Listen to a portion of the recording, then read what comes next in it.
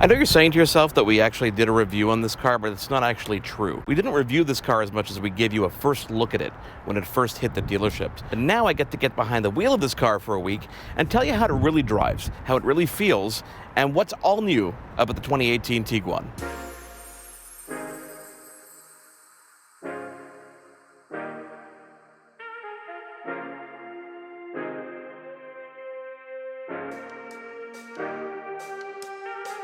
So you may be wondering why I'm in this car again.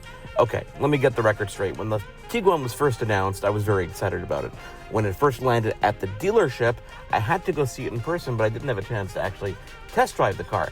Now I've got the opportunity to sit inside the 2018 Volkswagen Tiguan and drive it for a week, so I can tell you guys exactly what it's all about.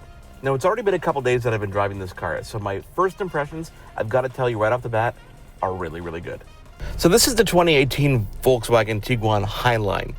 This comes in 3 trims. It comes as the regular Tiguan, the Comfort Line, and the Highline. Now let's get one thing straight. The original Tiguan was an absolute home run for Volkswagen. Hands down, no argument, it was a home run.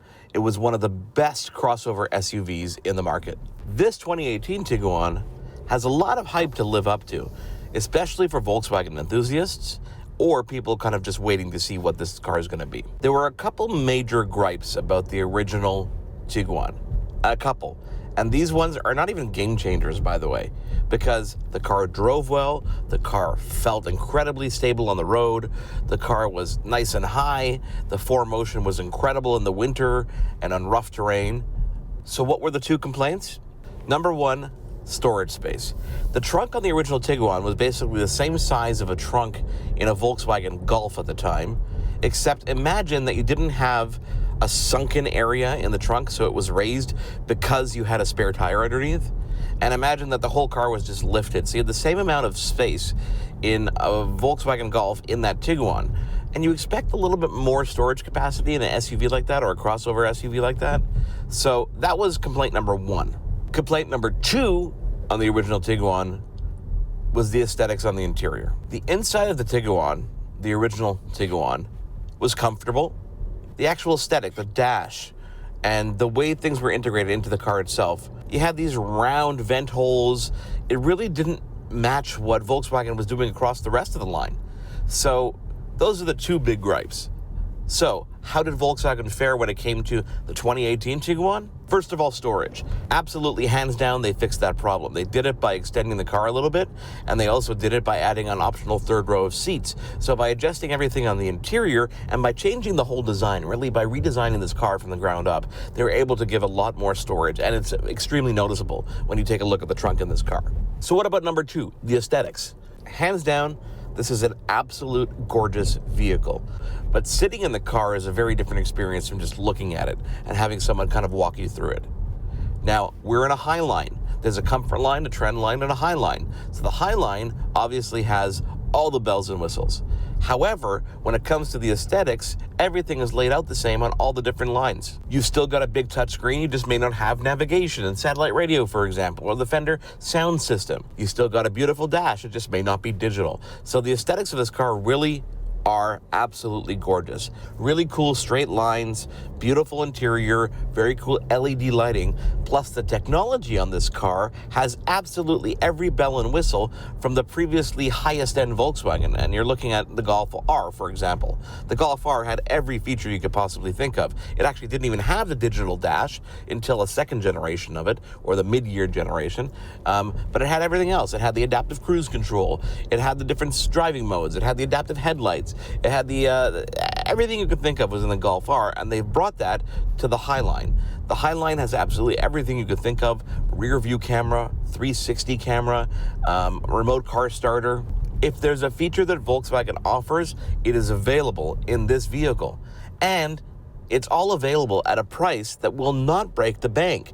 This is why this car is going to be another home run for Volkswagen. So one of the highlights of this new Tiguan, as we talked about in our first look, really is this kind of center dash digital cockpit. What do they call this? I guess a digital dashboard, quite honestly. You're able to customize what you see on this. Now, typically when you used to navigate through menus, you see this like text display in the middle. Now what happens is you actually see various bits of information. So right now, for example, that's the radio. We can see what's playing on the actual radio. Phone, you can see that you're connected to my phone. If I make a phone call, you'll see the phone call there. Vehicle status lets you see things about the vehicle. So if you turn features like auto stop on, auto stop off, you can see that feature there.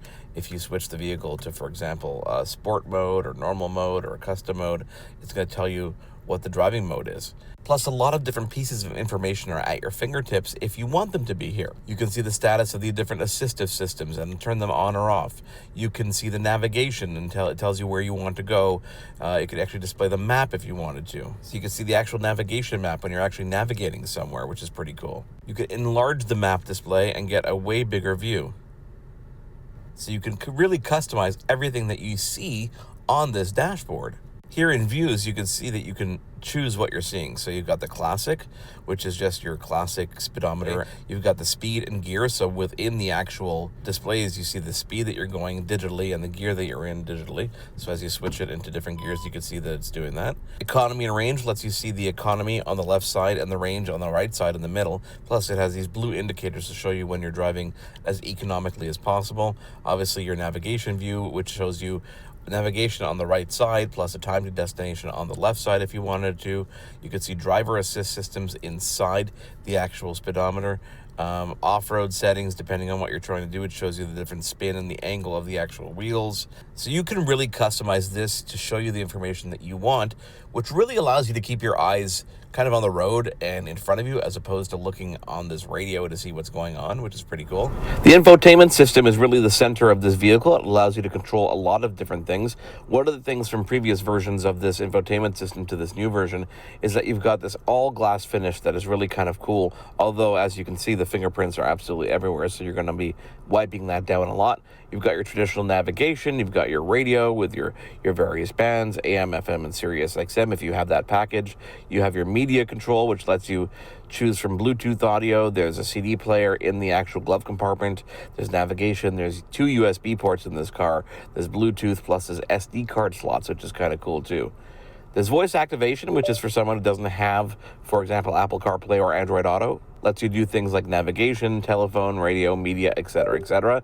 And what's new this year, too, is this dedicated app button, which lets you switch between Android Auto or Apple CarPlay and the infotainment system. So if you have your phone plugged in, but you still want to play with your satellite radio, you can just use that app button to go back to your phone, which is kind of cool. In the car settings, you can control a lot of different details in this car. The adaptive cruise control, the tire personalization, lights, assistive systems, parking systems, ambient lighting. There's lots of LED lighting both inside and outside of this car that you can control. You can control what happens when you lock the car. Will the mirrors fold in? Will they lower down when you go into reverse so you can see what's going on around you? There's a lot of assistive systems. For example, if a car is coming up to you in your blind spot on either side of the car, then you'll notice on the mirror there's a little light that pops on. It's solid when someone's in your blind spot, and it's flashing when someone's approaching and or leaving it, which is kind of cool and gives you, again, that ability to focus on the road in front of you as opposed to constantly looking around you. When you move a bit further down on the instrument cluster, you've got your full climate control, which allows you to have 2 zones, both the left side and the right side. You can sync those 2 as well. You just set the temperature and go. Nothing really new here to Volkswagen.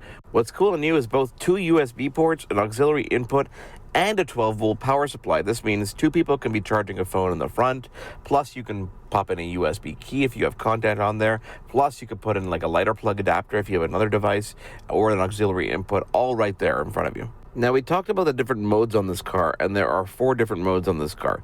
You've got your snow mode, you've got your normal mode, you've got your off-road, and then you've got an off-road in snow mode, which is kind of cool. Depending on what mode you choose on this vehicle, you can customize individual settings on the infotainment in the center. So let's go, for example, onto the what we call the off-road mode. So when you're in the off-road mode and you hit the mode button, when you look back up at your actual infotainment system here, you can see that you have an optimal profile for off-road terrain.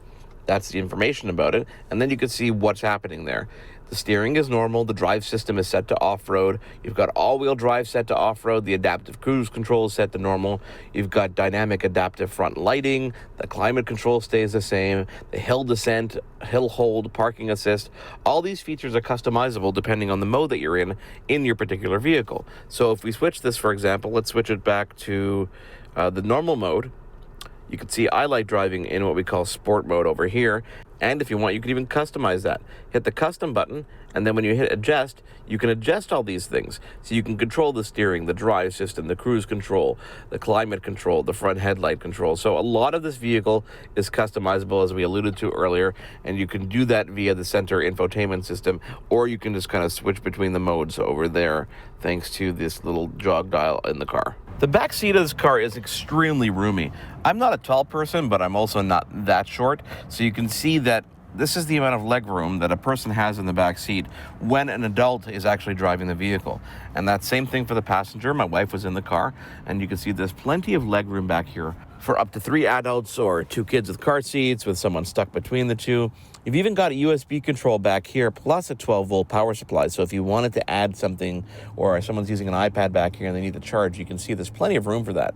Definitely a lot more space back here compared to previous model Tiguans. As we talked about earlier, you've got that third row optional seat which folds up. But honestly, I'll tell you, there's not much room for people if you're actually going to bring that row up. Plus, you lose a lot of your luggage control right back here if you want to add a third row of people in there. Trunk is automatic, so if you want to close it, all you do is you press that close button and it actually closes right there in front of you. You can also swing your leg underneath the bottom and it'll actually open, which is kind of cool. All in all, I've got to say the 2018 Tiguan is an incredible upgrade across the board.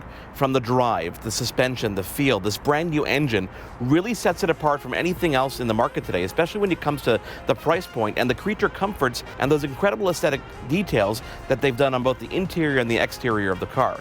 Add the extra space, add the infotainment system, add that digital dashboard, and this is definitely a high-class vehicle at a mid-range price.